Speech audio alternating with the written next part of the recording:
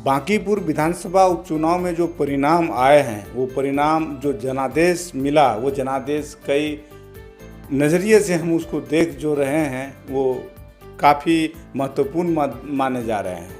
वहाँ एक तरीके से अवैध किला था, वहाँ एक सबसे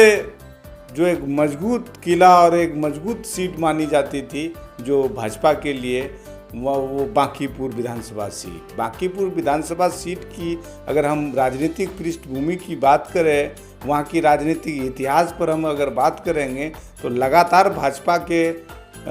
नितिन नवीन वहाँ लगातार उनके पिता के द्वारा लगातार वहाँ विधायक रहे, नितिन नवीन रहे। नितिन नवीन वहीं से उसकी सफर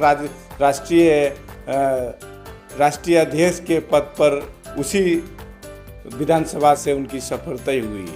शुरू हुई। आज वो राष्ट्रीय अध्यक्ष बने बैठे हैं और बांकीपुर विधानसभा के लोग वहाँ लगातार उनको मौका दिया, उन पर विश्वास जताते हुए लोगों ने उनको मत दिया, लेकिन अपेक्षाकृत विकास नहीं किया। और इसी बीच प्रशांत किशोर जैसे ऐलान किया कि जो वहाँ की उपचुनाव है वहाँ से हम चुनाव लड़ेंगे, और ये घोषणा देर से हुई लेकिन घोषणा हो गई और प्रशांत किशोर ने यह तय किया और पार्टी के ऊपर एक जिम्मेदारी और उनकी आदेश का पालन करते हुए, इंतज़ार करते हुए, और जब वो पल आया, प्रशांत किशोर के द्वारा कहा गया कि जनसुराज पार्टी के नेताओं के द्वारा ये घोषणा की गई है कि यहाँ के राष्ट्रीय जो पार्टी के जो संस्थापक है उसके द्वारा यहाँ से चुनाव लड़ी जाएगी। उसके बाद लगातार वहाँ जो कैंपेन किया, और वहाँ जो अभी जो जीत को लेकर के कई जो राजनीतिक विश्लेषकों के द्वारा, राजनीतिक जानकारों के द्वारा ये कही जा रही है कि ये जीत प्रशांत किशोर की रणनीति की जीत है। तो किसी के द्वारा कहा जा रहा है कि जो जंतर मंतर पर जो जेनजी के द्वारा जो आंदोलन किया जा रहा था, वो आंदोलन से भी इसको एक गति मिली है। लेकिन जीत का श्रेय आंदोलन में जो वो जंतर मंतर का आंदोलन जेनजी को नहीं दे सकते हैं, लेकिन इस जीत की बदलाव को एक गति मिला है वहाँ से, इसको आप कह सकते हैं।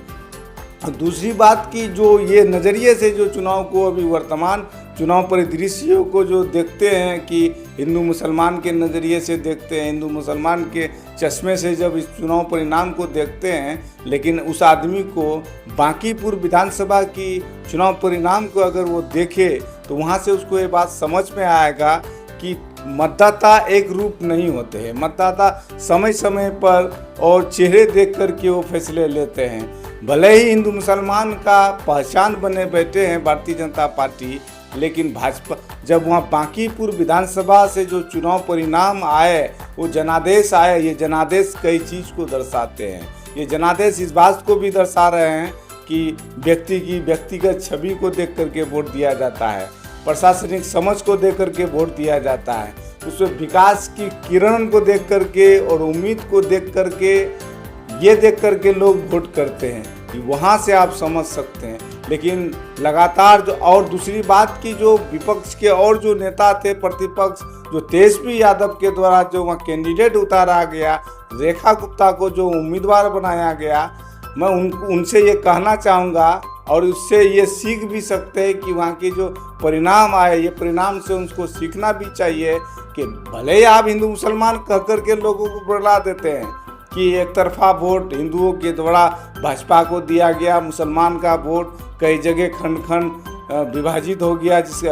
बिखराव हो गया, जिसके कारण से हमें 25 सीट में सिमट गया। 2025 की विधानसभा सीट के जो हार का ठिकरा और जो जिम्मेदारी और कारण बताया गया, इसी तरह वो वहाँ की कारण बताया गया। लेकिन अभी जो बांकीपुर विधानसभा से जो वहाँ का जो जनादेश आया है, ये जनादेश इस बात को दर्शा रहा है कि आपका मेहनत और ज़मीनी मेहनत तय करेगा कि यहाँ से कौन चुनाव जीतेगा। आपकी प्रशासनिक समझ से आपकी यहाँ तय करेगा कि चुनाव कौन जीतेगा। आपकी रणनीति तय करेगा कि यहाँ से चुनाव कौन जीतेगा। भले ही प्रशांत किशोर को लेकर के राजनीतिक जानकारों के द्वारा विभिन्न तरह का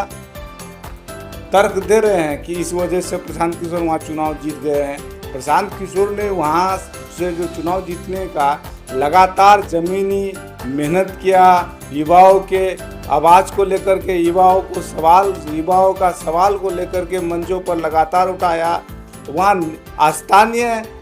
स्थानीय मुद्दा को लेकर के